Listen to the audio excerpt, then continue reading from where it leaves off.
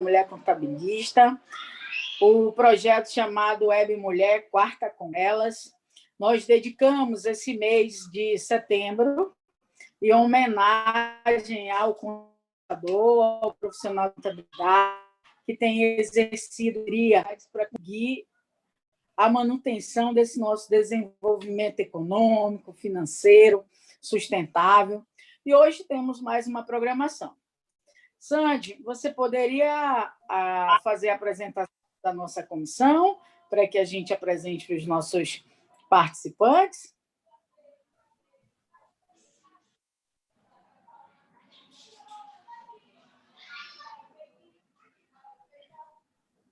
Seu áudio, Sandy. Perfeito. Então, a Comissão da Mulher ela é composta por mim, coordenadora da comissão. Temos a participação da Sandy, que vai ser a nossa moderadora de hoje, que vai receber a nossa palestrante com muito carinho. Temos participação de Altamira, através da Eli, da professora Cíntia Castanhal, com a nossa professora Beth, a Elza, que é de Itaituba, e a Renata, de Belém. Também temos participação de Santarém. A Comissão da Mulher ela tem esse objetivo de contribuir com o processo de educação continuada, compartilhando experiência, compartilhando temas técnicos, práticos. Então, a cada momento, nós temos aí uma discussão diferenciada.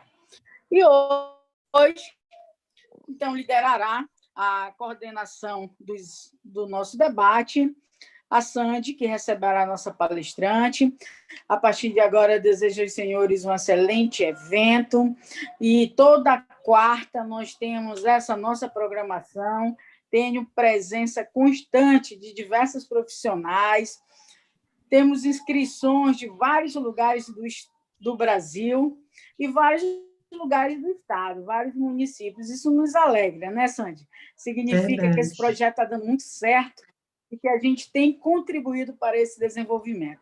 A partir de agora, passo a palavra para a Sandy e já deixo o convite todas as quartas-feiras nesse canal, Programação da Mulher, com a nossa comissão, com realização do Conselho. Boa. Obrigada, Tice. Antes de eu iniciar a apresentação da Juliana, nosso presidente Fabrício quer dar uma palavrinha? Boa noite, Sandy. Boa noite. Boa noite a todos os nossos participantes, ouvintes, que estão participando do Quarta com Elas, um dia absolutamente reservado para o projeto promovido pela Comissão Estadual da Mulher Contabilista, que tem a participação da professora Tiziane Santos, e tem a participação da Sandy Sena, que além de ser palestrante pelo Conselho Regional de Contabilidade em nossos eventos, também faz parte da comissão, juntamente com todo aquele corpo, toda aquela comissão de frente maravilhosa de mulheres atuantes em nossa classe, em nossa profissão. Quero lhes dizer que é uma honra estar participando pela terceira vez desse encontro que as mulheres promovem na quarta-feira. Pedir desculpas por ter atrasado um pouco o início do evento, por conta de que nós estávamos fazendo uma reunião apresentada para todo o estado pelo YouTube, com todas as nossas entidades, a Academia Paraense de Ciências Contábeis, o Sindiconte, que é a entidade mais antiga, que vai completar 90 anos de existência em nosso estado do Pará, junto com o SESCOM, com a Vox Contábil, que é a maior associação do interior do estado do Pará, que reúne os profissionais do oeste do estado do Pará, e também com a Associação dos Peritos Contadores do estado do Pará, a entidade mais jovem que nós temos, e que a intenção foi de justamente nós termos um momento de integração, de interação entre as entidades que representam os profissionais de contabilidade no estado do Pará. Eu gostaria rapidamente de anunciar aqui, já que estamos encerrando a semana dedicada ao contador com o Quarta com Elas, não poderia ser melhor forma de nós celebrarmos a semana em homenagem à instituição da nossa da nossa graduação, da nossa categoria de contadores, né, celebrada no último dia 22 de setembro, algumas conquistas que nós tivemos nos últimos dias, mas que são conquistas que foram lutadas, que foram pleiteadas ao longo aí, pelo menos de algum tempo, e que nós conseguimos, como vitória, alcançarmos esses resultados nos últimos dias. Primeiro, a cadeira, o assento na Rede Sim, no subcomitê estadual da Rede Sim, que é formado pelas entidades estatais e com algumas representações de classe que discutem sobre o processo, formas de legalização, melhorias no processo de legalização e alteração, constituição de organizações no estado do Pará. Então, nosso papel lá no subcomitê da Rede Sim, a partir de agora, com a conquista desse assento, o assento estava reservado ao SESCOM, ele permanece com o SESCOM e nós conseguimos mais um assento. Quer dizer que somos um dos poucos estados no Brasil que a classe contábil possui 2 assentos, um dedicado ao SESCOM e outro agora para o Conselho Regional de Contabilidade. Isso muito nos alegra, porque o profissional de contabilidade é o profissional que está mais próximo do empreendedor. Então, todo o processo de legalização, de constituição, alteração de uma entidade passa pelas nossas mãos, pelas mãos do contador. Então, nós vamos poder intermediar e estar muito próximo desse processo, contribuindo para a melhoria e, consequentemente, pela melhor prestação de serviços contábeis por nossos profissionais. Também, Capanema, que conseguiu uma grande conquista através da sua delegacia de contabilidade, que hoje ela é dirigida pelo nosso contador e delegado André, e que através da vice-presidência nossa de integração estadual conquistou o Dia Municipal do Profissional de Contabilidade.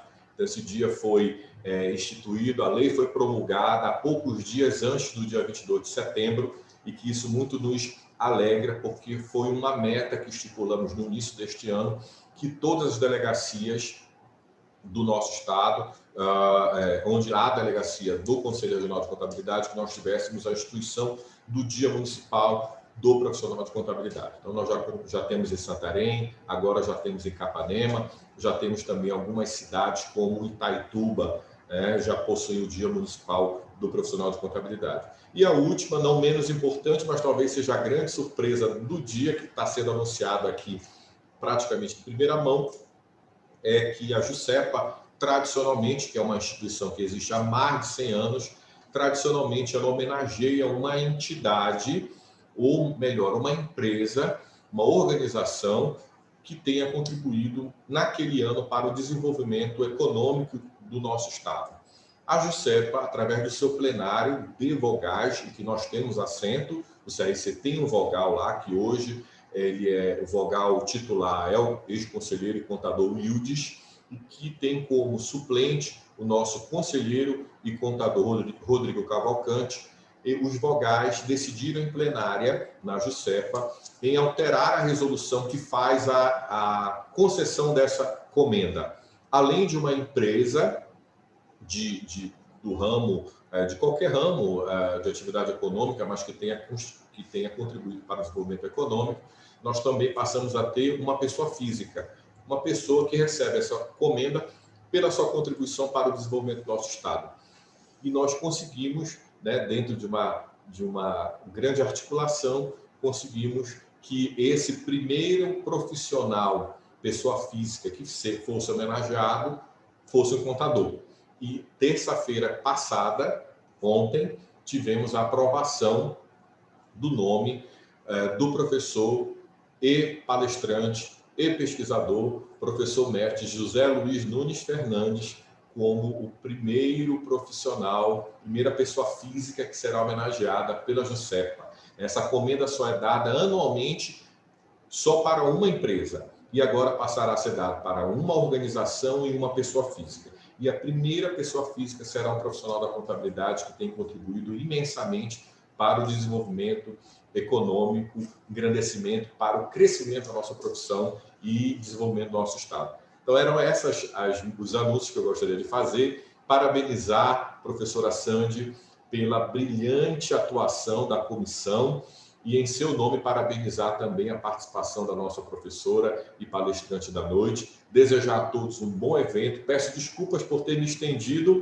no tempo, mas eu precisava fazer essa fala com todos vocês para anunciar essas novidades e, ao mesmo tempo, poder participar desse início, dessa quarta-feira à noite, que, embora seja quarta com elas, mas não é só delas, é de todos nós. É verdade. Muito obrigada, presidente Fabrício. Então, vou começar as apresentações aqui da Juliana. Sou suspeita, né? Eu sou uma fã particular da Juliana, tenho um carinho muito grande por ela, pelo trabalho que ela desenvolve. Inclusive, ela tem um trabalho CWC, fala justamente desse empoderamento da mulher, de trazer essa roupagem diferente, colocar as mulheres em cargos de liderança. Então, nada mais justo, né? Agradeço imensamente por você ter aceitado o nosso convite e fazer parte. Vou falar um pouquinho do currículo da Juliana. A Juliana, ela é advogada, gerente executiva e docente especialista em compliance, governança corporativa, risco, gestão de crises e proteção de dados. Mestre em Direito pela Unibrasil, mestrado profissional pela Universidade de Berlim, cofundadora do Compliance Women Committee, palestrante, autora, organizadora de livros, bem como possui diversos artigos publicados. Então, é uma honra muito grande, Juliana, lhe ter conosco. Nossos convidados que estão aqui, eu já sugiro, explorem ela, que ela sabe muito, tem muito conhecimento, e uma coisa que eu admiro muito nela, porque ela ama compartilhar isso. E eu acho que é um fator muito importante. Então, bem-vinda, Juliana, a nossa casa é sua. Agradeço, Sandy, a oportunidade de estar com todos, agradeço as palavras do Dr. Fabrício, é uma grande satisfação e honra para mim estar aqui junto ao CRC Pará, uma grande satisfação por participar desse evento tão importante das mulheres ali que trabalham na comissão, com uma importante atuação no Estado. E a questão da mulher realmente, particularmente, é uma questão que eu trabalho no grupo de mulheres no compliance, que a Sandy também integra, e que é a coordenadora nossa estadual, juntamente com a Amanda Ramalho.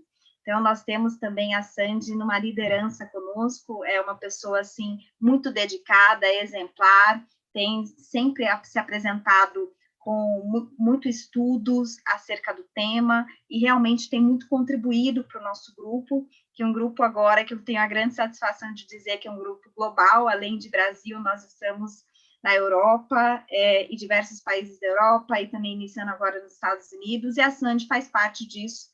Então, eu acho que é bom ressaltar, Sandy, a sua atuação, porque realmente é diferenciada, e eu agradeço por estar conosco. E mais honrada aqui de poder compartilhar aqui humildemente o meu conhecimento com todos. Cada live ou aula que eu faço, eu sempre digo que eu também aprendo junto com todos e que eternamente na vida nós somos sempre professores e alunos. A gente está sempre fazendo alguma coisa, aprendendo algo novo na nossa vida e sempre ensinando algo para alguém também. Mas, assim, eu vou compartilhar, então, a minha tela para a gente dar sequência aqui à nossa programação.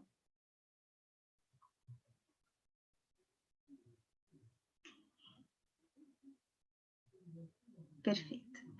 Mas eu gostaria que, muito mais do que eu só falar nesse evento, eu gostaria muito de que o público compartilhe suas perguntas e que realmente nós venhamos a usar desse tema de uma forma muito importante.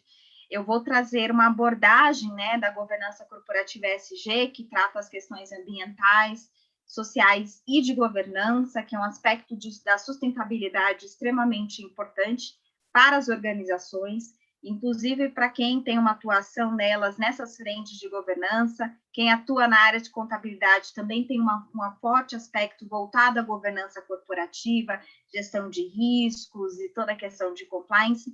E como que isso é para a perenidade das organizações agora? Por que nós estamos tratando esse tema? E por que eu trouxe esse tema tão importante agora para a visão desse século? E aí eu vou contar um pouco para vocês nesse contexto, por que esse tema que eu entendo é importante. A governança ESG tem um termo, né, já cunhado já há um bom tempo, por Mervyn King, inclusive, que é considerado um dos grandes marcos da governança corporativa, ali iniciando sua atuação ainda na África do Sul, e que cunhou que a parte de sustentabilidade fazia parte irrelevante para as questões de governança nas organizações. Mas muito mais do que um aspecto teórico, eu quero trazer o aspecto prático de por que isso é importante, por que agora as organizações, principalmente aquelas que possuem ações, que têm investidores, estão olhando para isso, e o porquê que isso acaba sendo importante, e é uma preocupação para o século, tendo em vista os impactos, se eu não tiver um cuidado para um dos pontos que eu vou abordar aqui, a gente vai ter um impacto global para todos, em nível geral. Então, assim, só iniciando alguns conceitos, para quem talvez não conheça profundamente as questões de governança corporativa, gestão de riscos, acho que vale aqui trazer uma questão de fundamentação para que todos estejam na mesma página de compreensão acerca deste tema. Então, governança corporativa no Brasil tem principalmente uma forte atuação do IBGC, do Instituto Brasileiro de Governança Corporativa, em que trouxe para a realidade brasileira o conceito de governança corporativa como um sistema, né, um autogoverno das organizações, envolvendo o que nesse governo? O relacionamento entre as partes interessadas, entre os acionistas, entre os sócios, conselho de administração, diretoria e os órgãos de fiscalização, com o objetivo de trazer uma finalidade de preservação, otimização do valor econômico da organização para a sua longevidade, para a sua perenidade no mercado. Claro que quando eu falo de governança, eu começo a trazer o conceito importante de um amadurecimento para a gestão. Eu vejo governança corporativa, o IBGC já tratando desse tema no Brasil há 20 anos, entretanto, ainda temos muitas organizações que não têm. E eu entendo e reforço aqui que a governança corporativa, ela não seria somente para as organizações de maior porte, mas ela tem uma grande atuação e relevância para as pequenas e de pequeno e médio porte também. Eu só não preciso trazer uma complexidade muito grande para essas organizações menores. Eu posso criar uma governança de acordo com o tamanho delas, mas que a governança é importante, porque ela determina papéis, competências, e eu não tenho ali a questão de conflitos desses papéis. Se eu sou um gestor, eu sou um gestor. Se eu sou o proprietário, eu sou o proprietário. Se eu tenho alguém para dirigir aquela organização, eu tenho isso. E os papéis são muito bem colocados, porque isso é importante. Porque senão eu não tenho uma organização que vai conseguir estrategicamente crescer, vai conseguir ter o seu planejamento estratégico, missão, visão, valores, e vai conseguir a longo prazo alcançar muitas questões importantes. A governança traz uma questão de hierarquia, traz uma gestão mais aprimorada, e isso melhora muito a questão estratégica e de eficiência nas organizações. Um outro ponto importante que a governança acaba abordando, e é o conselho de administração, por exemplo, é a diretoria que vai olhar, é os riscos. Risco é uma questão que a gente está mais abordando agora. Essa pandemia é um risco extremamente de alto impacto para alguns setores, para vários setores tiveram impacto relevante, com perdas aí de mercado, com tentativa de se recolocar, de se reinventar. É um momento de inovação para as empresas, um momento também que vai exigir de alguns setores uma mudança comportamental, porque se antigamente era um espaço físico para trabalhar era extremamente importante, agora muitas organizações estão optando de deixar grande parte do tempo seus colaboradores trabalhando em casa, porque aquele conceito prévio de que trabalhar em casa não funcionava de uma forma muito mais forte e inesperada, foi rompido, porque não teve outra alternativa, mas acabou revolucionando o mundo como um todo e trazendo para as organizações até uma visão financeira de que trabalhar em casa até pode ter um menor custo para eles, e também, ao mesmo tempo, trazer para o colaborador muitas vezes um maior conforto de trabalhar em casa e, de vez em quando, ter a possibilidade de ir sim à empresa, mas não como algo obrigatório. E aí a gestão de riscos vem para medir tudo isso. Qual foi o impacto que eu tive? Como é a minha adaptação para as mudanças que vou ter? Alguns setores foram mais impactados, outros não, porque são mais essenciais. E quanto a minha organização, dentro de uma gestão de governança, estava preparada para este momento? Estava ali com a mitigação dos seus riscos, entendendo qual era o setor ou a área que teria mais impacto no momento de diversidade. Muitos não trabalham com a gestão de riscos. A gestão de riscos me possibilita uma tomada de decisão prévia e uma tomada de decisão mais assertiva diante de uma situação adversa. Sem isso, eu fico um pouco cego para tomar as decisões. Eu não sei qual é o meu maior impacto, eu não tenho a mensuração financeira desse impacto, eu não tenho as probabilidades estatísticas se eu tomar uma decisão X ou Y, porque eu não tenho minimamente quais são os meus maiores riscos. E a alta gestão acaba ficando sem esse olhar, tomando decisões sem estar respaldada diante da com relação ao processo decisório. Então, esses pontos são importantes porque, como aborda ali, os riscos e a própria gestão de riscos, ela tem, né, a capacidade de afetar a organização como um todo se não for muito bem gerido. Né? Eventos em potencial, eventos inesperados, algo que eu não esperava. Eu tenho que refletir sobre isso. E a gestão de risco é um processo conduzido para dar como prioridade o cumprimento da estratégia organizacional. Eu tenho que me preparar para uma situação. E aqui também eu tenho o cenário atual da gestão de crises. Eu gosto desse autor, Steven Fink. Ele fala que a gestão de crise é um estado de coisas, né, fluido e dinâmico que contém partes iguais e pode ser um ponto de virada para o bem e para o mal. Ou seja, a gestão de crise pode trazer oportunidades para infelizmente, algo para outro, ou eu posso virar uma situação que parece ruim, uma nova oportunidade. Mas isso também vai depender de quanto eu estava preparado para isso. Eu observei, assim, até no contexto de carreira e profissional, como eu sou, do mercado, que muitas empresas não estavam preparadas para desse momento de crise. E aí eu vou trazer alguns exemplos, né, de situações de fora, e eu falo especialmente Brasil nisso, com documentos, com uma preparação adversa, de ter um comitê de crise já previamente preparado. Não, grande parte tomou as decisões às pressas, formando comitês de crise às pressas, e, infelizmente, não é assim que as questões são respostas mais efetivas para isso. Eu preciso refletir de tudo isso, eu preciso entender o quanto isso é importante.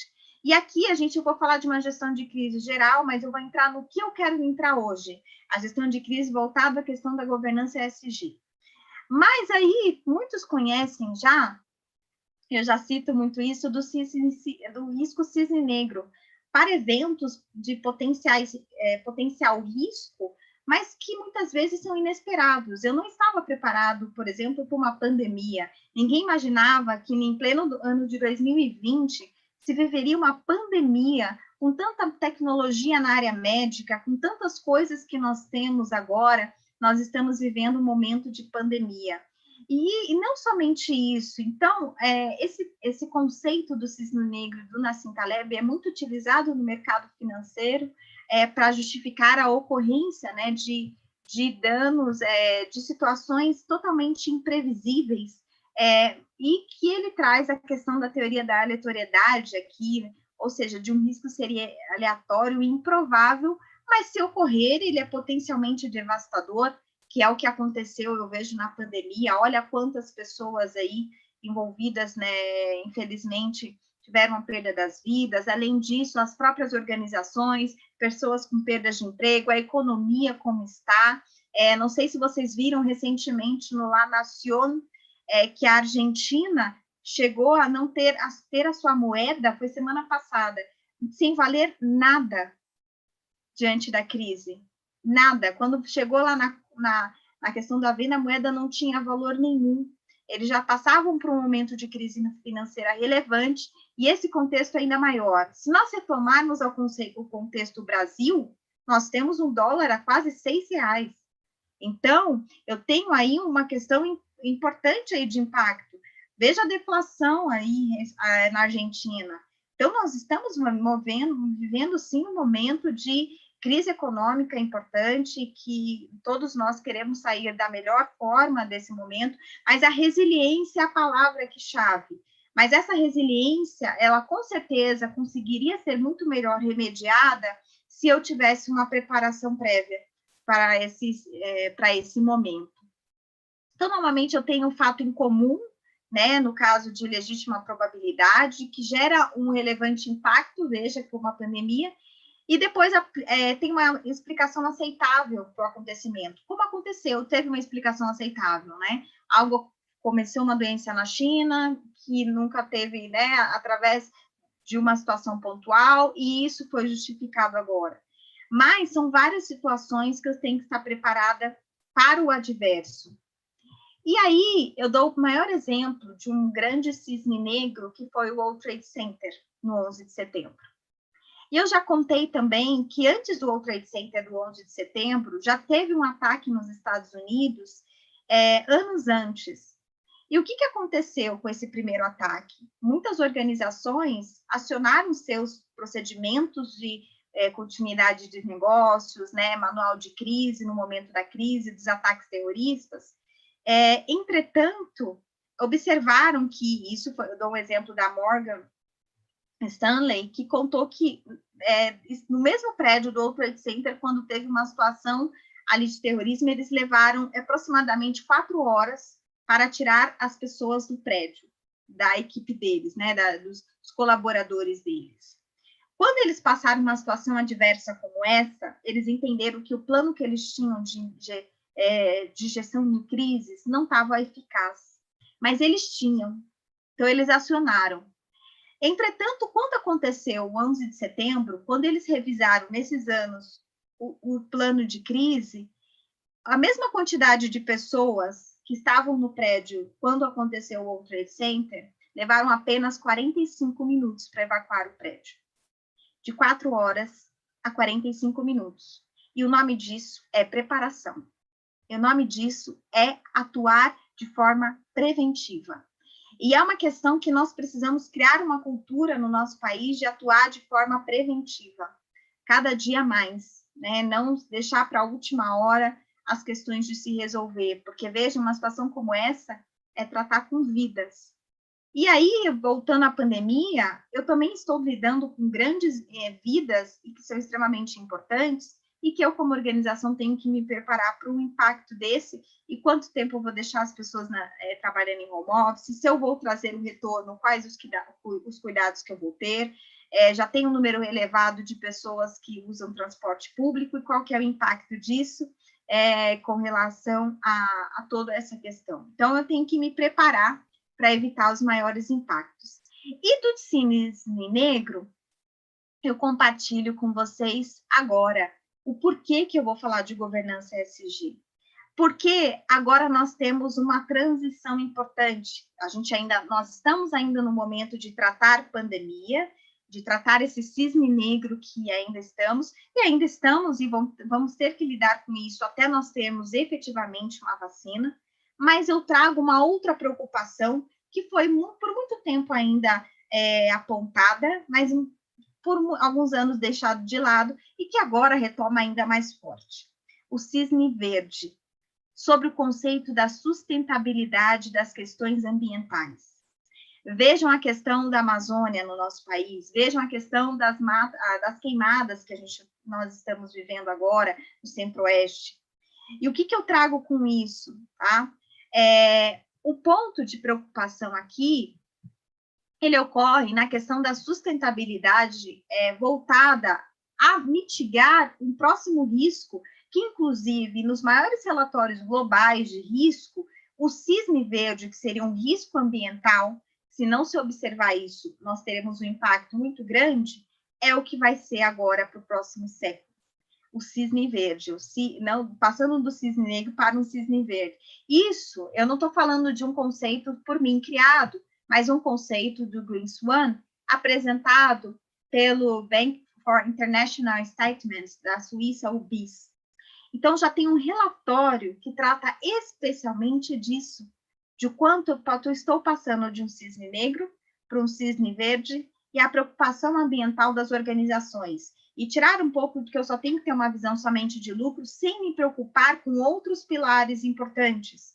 Porque, por exemplo, sem matéria-prima, eu não consigo ter uma sustentabilidade. Se a gente pegar a previsão da Constituição Federal Brasileira, no artigo 225, ela vai falar que eu tenho que preservar o meio ambiente para presente e para as futuras gerações, a sustentabilidade.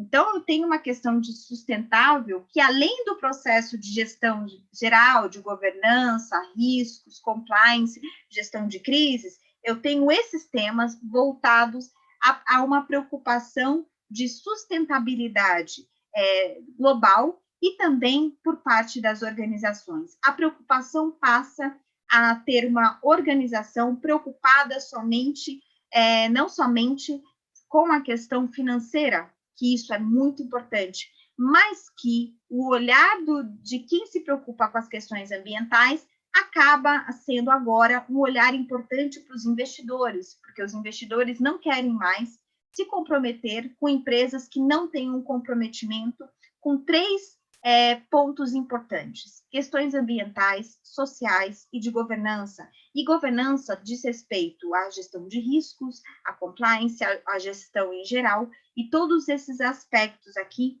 relevantes nesse contexto. Então, todos esses pontos apresentam um olhar para a questão da governança corporativa e da gestão.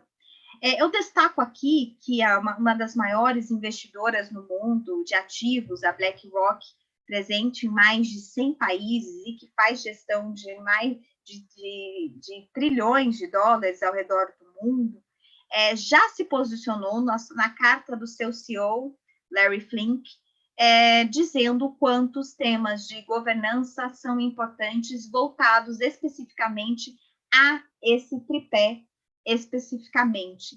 E ele se diz assim na publicação da BlackRock, que promover práticas de governança que auxiliem na criação de valor a longo prazo aos acionistas, já que a vasta maioria deles também investem com objetivos de longo prazo. Ou seja, a governança ESG é a promoção dessas práticas e que os acionistas e os investidores estão vendo isso como algo muito importante. Eu não quero só permanecer investindo, mas quero investir em empresas que têm um olhar global, geral, e que se preocupam com alguns pontos que são importantes. E, nesse sentido, a própria BlackRock, né, apresenta a questão da sustentabilidade como uma peça crucial, central, na questão da gestão de riscos e para cumprimento das responsabilidades da própria gestão. Como eu mencionei, o CEO da BlackRock se posicionou diante desse contexto, indicando esse posicionamento para todos que querem ter uma atuação com aquela organização nessa gestão dos ativos a nível global. E aqui, além disso, e aí voltando para um contexto muito mais social, a própria BlackRock também, nesse momento de Covid, de crise, se posicionou que a crise e as recentes manifestações relativas às injustiças raciais nos Estados Unidos e em outros países enfatizam a importância desses temas e do compromisso das empresas de servir todas as partes interessadas.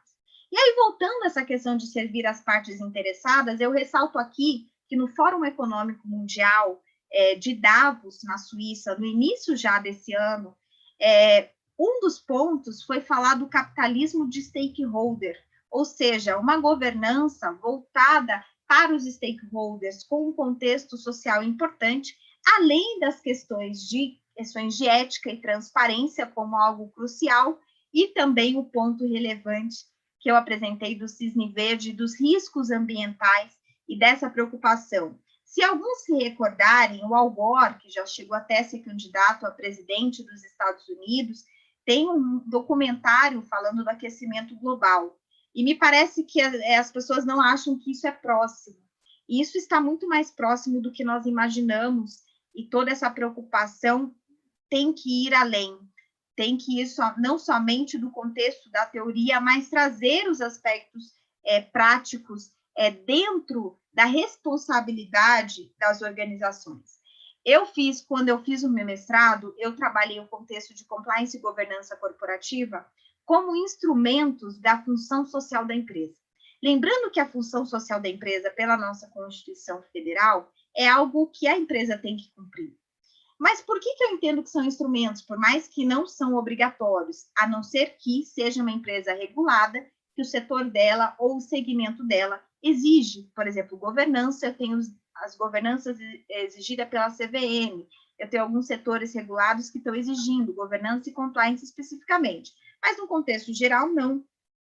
Então, eu tenho isso como um ponto importante aqui de enfatizar que, no geral, eu tenho eles como um instrumento da função social da empresa.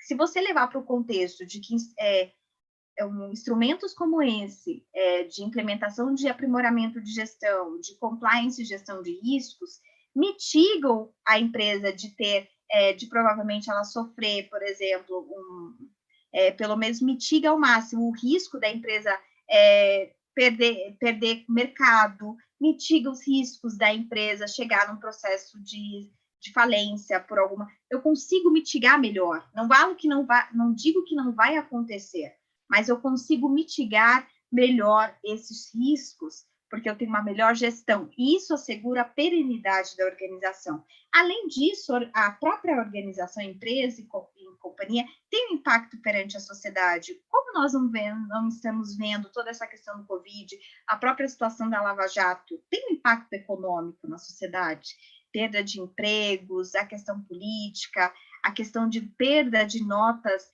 de credibilidade do mercado fora, os rankings, né, de credibilidade do mercado, como tem a Standard Poor's, que apresenta aí rankings importantes para o setor de investimento para o Brasil. Então, isso tem um impacto financeiro. Trago isso para o contexto de que não somente porque tem que fazer, mas porque tem um impacto financeiro importante. E aí, trazendo uma intersecção da importância do tema e da governança ESG, eu teria um framework, né, de olhar as pessoas com a questão social, a questão da equidade, a questão da diversidade, e toda a questão do próprio cuidado da pessoa como um todo, né, a questão da sustentabilidade no centro, a questão, sim, econômica observada, toda a questão de linha de econômica e também questão ambiental. Veja ali que ele coloca planeta, né, verificar as questões ambientais, a conservação, e tudo isso tem uma relação muito importante. Não se trabalha isso fora.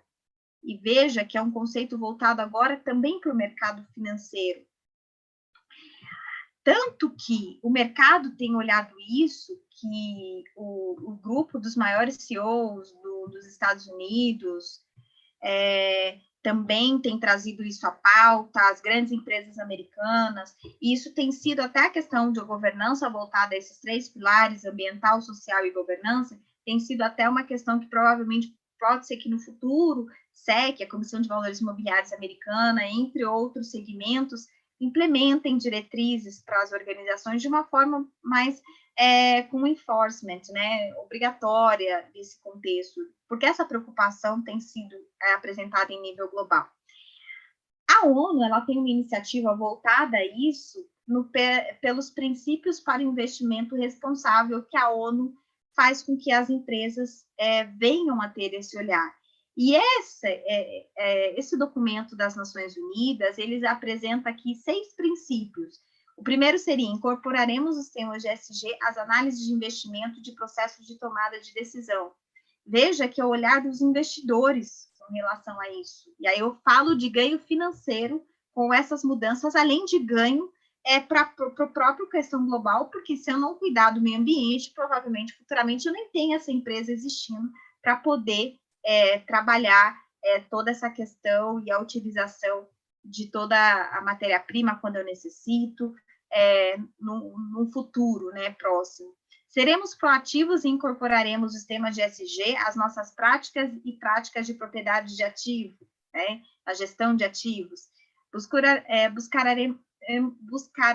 Buscaremos sempre fazer com que as entidades nas quais investimos divulguem suas ações relacionadas ao tema ESG. Promoveremos a aceitação e implementação dos princípios dentro do setor de investimento. Então, veja, trabalharemos unidos para ampliar a eficácia na implementação dos princípios. Cada um de nós divulgará relatórios sobre atividades e processo de implementação dos princípios. Então, eu tenho todo esse contexto como temas aqui importantes para a visão dos investidores. E eu tenho aqui a responsabilidade da alta administração com os riscos emergentes, as crises globais, as questões que impactam o negócio, e eu posso ter questões relacionadas a esses pontos aqui que nós estamos tratando especificamente. Do cisne negro, eu tenho a preocupação agora, né, como exemplo, a questão da pandemia, e para o cisne verde, com a preocupação ambiental, e como nós estamos vivendo essa preocupação ambiental nesse momento no nosso país. O quanto é importante a questão da preservação da Amazônia, as discussões a respeito das leis ambientais, as mudanças que muitas vezes estão sendo colocadas para que ocorram, e o quanto isso vai ser favorável a essa questão de preservação e olhar ambiental. E aqui eu tenho vários riscos, como integridade, ética e as questões ambientais, além de questões financeiras, crises e catástrofes e outros riscos que eu tenho que estar preparado para um momento desse. Eu tenho que estar preparado para vivenciá-los como um todo. E aí essa questão, como eu mencionei, dos Estados Unidos, a questão da diversidade são pontos importantes, e aqui a questão dos direitos humanos, a questão de ter um olhar social importante, a questão de eu fazer uma inclusão de verdade, de eu ter programas de diversidade, de eu ter um programa de diversidade que vai promover as pessoas, independentemente de raça, etnia, gênero, cor, e tudo isso vai ser observado, tá? E aí eu gostei muito dessa fala da Dana Friedman, a CEO da Nasdaq, e que ela fala assim que é o começo de uma nova era. Primeiro que ela é uma mulher assim excepcional na posição que ela está hoje nos Estados Unidos como CEO da Nasdaq, e que apresenta aí um papel extremamente importante. E ela fala assim, né, que o papel das empresas na sociedade começa uma nova era, que a essência do capitalismo está mudando, né, que aí é uma questão do capitalismo cooperativo, né, empresas e governos andando juntos, tendo o mesmo propósito, tendo uma visão conjunta para que se possa ter uma nova era do capitalismo. E essa visão do capitalismo junto, do capitalismo de stakeholder que Davos trouxe, né? Ali o Fórum de Davos, trouxe toda essa preocupação ali do Fórum Econômico Mundial em Davos também, já falava um pouco disso, da nova era do capitalismo. Para quem não sabe, stakeholder, aqui é bom esclarecer, são partes interessadas, ou seja, todas que têm relação com aquela organização, seja pública, seja privada. E aí que eu ressalto aqui, eu estou falando muito do contexto privado, mas o quanto o papel da área pública é importante, porque as empresas também demandam de uma boa gestão pública para ter menos impacto agora, como iniciativas agora do Ministério da Economia para auxiliar as empresas na pandemia. Tudo isso tem um contexto importante dentro da visão por parte das organizações.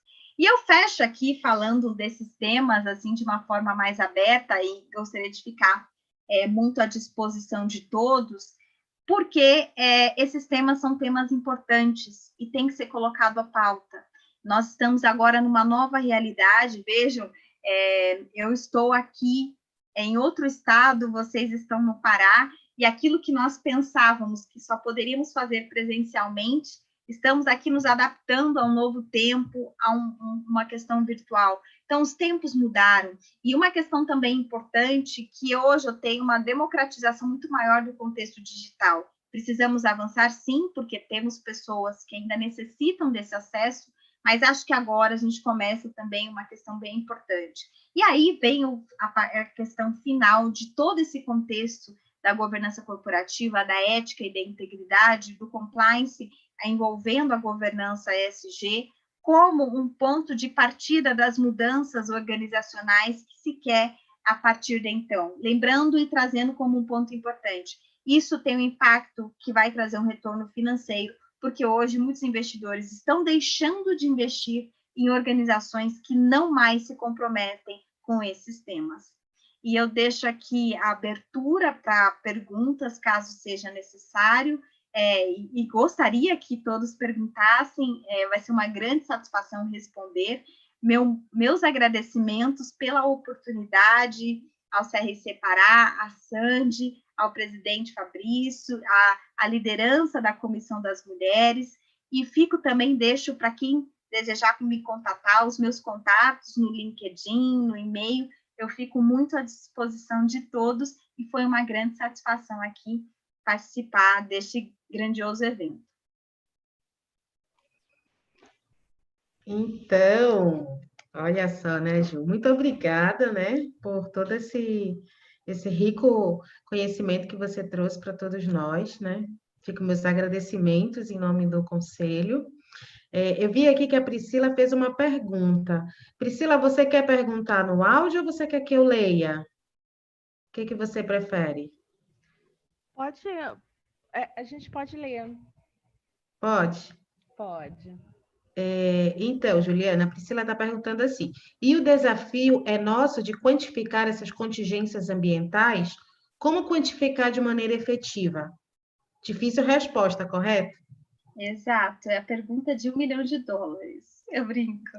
Mas, assim, o que eu acho que você pode desenvolver nisso, né? O quanto as questões ambientais e as contingências ambientais, diante da ausência do controle, por exemplo, diante da sua organização, qual o impacto que ela vai ter? Né? Eu acho que cada segmento tem um olhar diferente para isso. Alguns segmentos, por exemplo, se eu ficar sem determinada matéria-prima, eu não consigo mais dar sequência. Qual uma outra alternativa que eu estou criando para isso? E aí eu tenho uma dependência com relação a isso. Então, essa verificação e essa quantificação que você aponta vai muito assim do quanto eu dependo do setor nesse sentido, né? Por exemplo, vamos pegar um setor aí de petróleo, eu estou criando agora energia limpa para não ficar só nessa dependência, estou criando outros tipos de energia para não ficar com uma dependência só de uma, porque isso também é escasso. Se eu não preservar, eu tenho algumas matérias-primas, é escasso, né? O meio ambiente se renova, mas ele tem um tempo para se renovar. Não é o tempo tão rápido quanto a produção aparece. Então, eu tenho que ter uma preservação nesse sentido. Então, o risco vai se verificar de acordo com a área de negócio e para esse impacto, que eu acho que aí vocês conseguem ter uma mensuração melhor nesse sentido. Mas que a empresa se comprometa com questões ambientais, que tenha ações internas nesse sentido, e vocês podem levantar os relatórios de redução de risco em nível global. Essa é uma grande preocupação agora para esse momento, né? E toda essa questão de mudança climática, o Acordo de Paris, que trata disso, e o comprometimento dos países ao acordo por causa da mudança climática, apresentam uma diretriz de novo sendo reforçada no mundo sobre esses pontos. Obrigada, Juliana. O Bruno Jorge dos Santos, ele está pedindo aqui para você indicar alguma literatura que envolva ESG e contabilidade, se você souber alguma. O tema de ESG é um tema assim bem recente. Eu falei que tem as questões do Dr. Mervyn King, que é um professor e advogado na África do Sul, ele tem algumas questões. No Brasil, eu vejo as literaturas saindo agora, eu participei de uma obra importante que agora vai sair pela RT, se vocês quiserem, que a doutora Natasha e o doutor Terence foram os organizadores de compliance ambiental pela Revista dos Tribunais, e nessa obra eu até participo falando especificamente de governança ESG, e vai sair agora.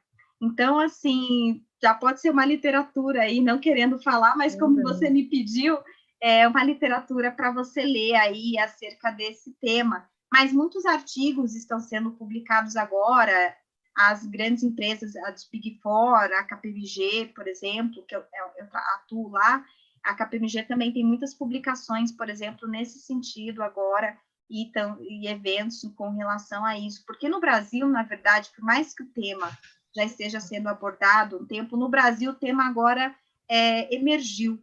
Então, não tem muitas coisas escritas, assim, com relação a, especificamente, esse tema, mas você vai encontrar muitos artigos bons, e alguns livros você pode encontrar.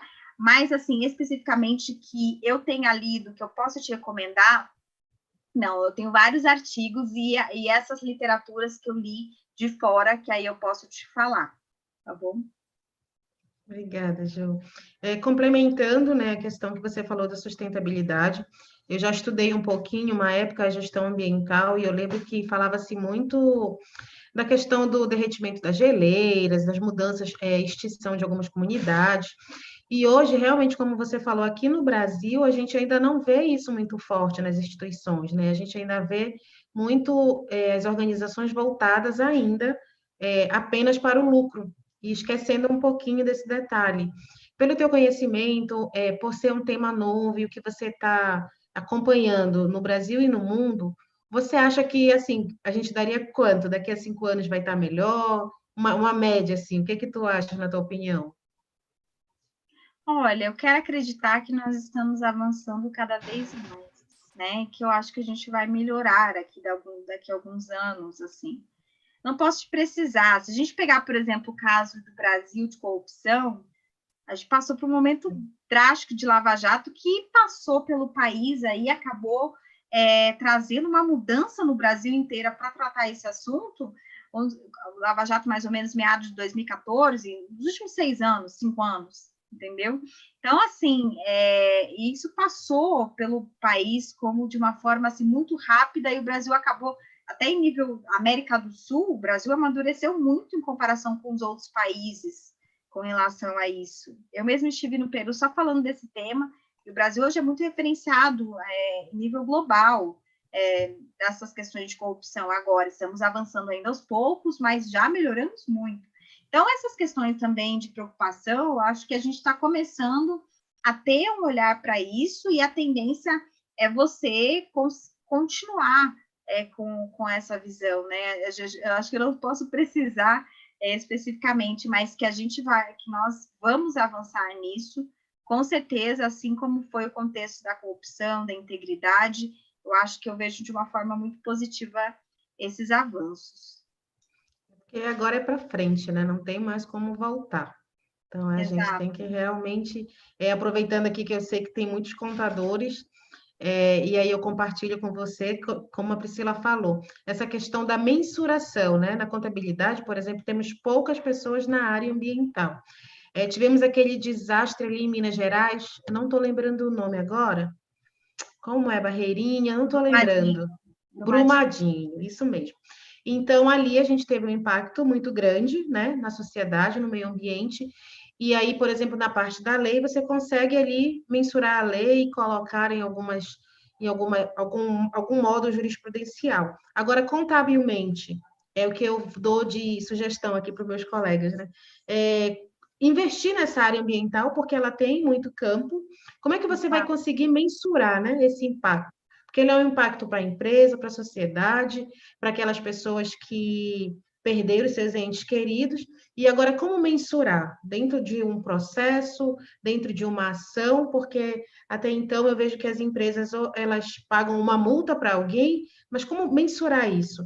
No teu conhecimento, Juliana, tu conheces assim, alguma área que já trabalhe com essa mensuração? Se tu conheces alguma área assim, específica da contabilidade voltada para isso, eu sei que você é advogada, mas como o teu conhecimento é muito amplo, eu queria saber de você. A gente tem ainda que ter uma visão disso, dessa questão de mensuração. Eu super entendo vocês, né? E eu entendo que quando eu trato de questão ambiental, a medida melhor é prevenção, né? Hoje a questão de mensuração de multa, você vê os órgãos ambientais, por exemplo, vão considerar, né, o descumprimento dessas questões sendo fortes na multa. Entretanto, nós temos também desafios com relação a essa área, porque quando você vai para outros centros, muitas vezes você tem ainda muitas infrações às questões ambientais, em que os próprios fiscais levam até uma questão da própria vida para conseguir exercer sua atuação como fiscal. E é uma realidade no nosso país para muitas questões. A gente não pode deixar isso de lado. E aqui o que eu falo, assim, essa mensuração fiscal e contábil, eu acho que uma saída é olhar agora, e eu vi uma publicação, o ESG Investing, para quem quer ter um olhar, por exemplo, do impacto disso na organização como um todo de gestão de riscos, de ter um impacto, quanto a ausência disso, ou o impacto de descumprimento ambiental pode impactar o negócio. Porque aí eu passo a ter uma visão que eu acho que vai passar a se apresentar agora, que é a questão do impacto de reputação, que é uma questão que nós falamos muito em integridade. E o impacto reputacional no nome, na marca, acaba tendo impacto financeiro no geral. E essa mensuração que tem que se observar. Às vezes eu não vou ter olhar, mas eu tenho o olhar de um impacto global e geral e da reputação nesse sentido. Quanto eu me envolver com a ausência de observar questões ambientais vai fazer o impacto, por exemplo, na queda das minhas ações e em outros pontos importantes aí. Então, assim, se preocupar com isso, eu acabo observando aí como pontos importantes nessa mensuração. E a ação é mesmo a prevenção. Muito se fala já, muito mais voltada no direito, a direito ambiental, mas, assim, talvez para vocês na contabilidade, começar a ter um olhar de quão vocês são importantes para ter a visão dessa mensuração, porque a gente, na teoria, traz os aspectos, mas vocês vão colocar na ponta ali do lápis, para alta gestão, o quanto isso vai ter de impacto. E aí, o que vai contribuir muito, eu auxilio todos a ter uma visão de impacto financeiro para esses riscos. Primeiro, colocar esse risco numa matriz e quanto esse risco traria de impacto financeiro para aquela organização. E não somente impacto no contexto se acontecer uma situação, mas também impacto financeiro. Se eu deixar de cumprir isso, e sou uma organização de capital aberto, tem ação em bolsa, em que essas ações hoje são importantes para o olhar dos investidores. Então, tudo isso tem que ser levado em consideração. Eu já tive, quanto essas ações são importantes, e algumas profissionais que eu conheço já me falaram, olha, no começo a organização não valorizava alguns temas que eu trouxe, era responsável, por exemplo, ética, integridade, era muito, só porque tem que ter. E teve um investidor de fora que somente fechou o negócio, fazendo um aporte de recursos naquela organização, porque ela tinha uma atuação voltada a esses temas. Então, não passa... e aí a alta direção, o conselho de administração, só viu o valor nesse momento. E aí mudou o contexto da área dentro da organização, porque foi uma chave principal ter esse investimento dentro dessas práticas para o momento de fechar o negócio. Então, tem que ter esse olhar também. Mais efetiva prevenção. Tem a questão dos créditos de carbono agora, né? Todo esse contexto, mas ainda eu não vejo no Brasil isso sendo muito efetivo. Então, tem outras questões. Mas vamos lá, se alguém tiver mais algum ponto. Muito bom, Ju, gostei da contribuição. E essa questão também que é muito nova, a gestão de risco, né? Como você citou, o World Trade Center, o que aconteceu, mas é um país de primeiro mundo, então ele estava preparado para aquela situação. Ah, E no Brasil, né, nós tivemos aqui um inesperado, uma pandemia, e hoje a gente vê o impacto grandioso disso, que são empresas fechando, o desemprego aumentou muito, não estavam preparados, home office foi às três assim correndo, LGPD ia entrar, não ia entrar, entrou, né? Então a gente vê essa questão do país não estar organizado também nessa questão de gestão de risco, né? Então, desde já, a tua palestra ela foi sensacional, acho que ela agregou muito, principalmente para a nossa área contábil. Você falou de temas assim muito novos que eu acredito que a grande maioria não esteja ainda ligada, mas desde já eu sugiro sigam a Juliana no Instagram, no LinkedIn, ela tem muito conteúdo para compartilhar conosco. Pensa numa mulher ligada no 520, formação nova lá está. Então, e que nós contadores, né, a gente está terminando o mês aqui de comemoração, terminando hoje, que nós possamos estar atualizando também nessas áreas de sustentabilidade, a área ambiental, a área de compliance, a integridade, a conformidade, a gente trabalha muito com isso, né? E que a gente possa estar cada vez mais envolvido com essas questões, a LGPD, que entrou agora em vigência. Então, tem muita coisa nova surgindo que a gente possa estar acompanhando. Eu vou pedir para quem quiser tirar a nossa foto, possa abrir a sua câmera para sair. A Franci vai bater a nossa fotinho. Franci, tá certinho aí? Ah, sim, é só abrirem as câmeras, né? Quem Aí eu quiser tiro. pode abrir que a gente vai fazer a nossa fotinho.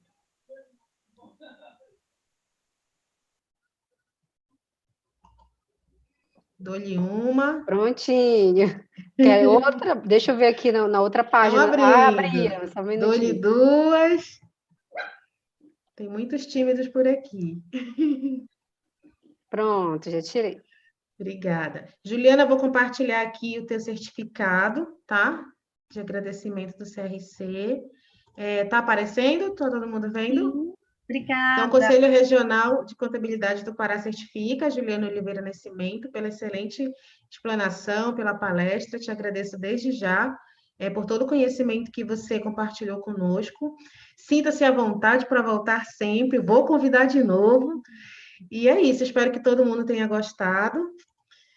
E até a próxima quarta é com elas. Pode falar, Juliana, se quiser se despedir. Eu queria agradecer, eu sei que pode ter sido um tema, até falei diferente para Sandy, mas foi uma grande satisfação estar aqui, espero ter contribuído e agregado, e ser realmente assim, vocês olharem para esse aspecto. Eu vejo que a questão ambiental, para o estado como o Pará, os estados do norte, é muito importante. Então, a questão da sustentabilidade, hoje a MAP e o coração do nosso país estão nos estados da região norte, né? Nosso país é muito rico nisso. Então, essa é uma preocupação como um todo. E aí, trazer essa preocupação para vocês, porque vocês têm o papel e a caneta para mensurar isso para uma alta gestão, trazer isso como uma ponta de gestão de riscos, para que eles vejam valor.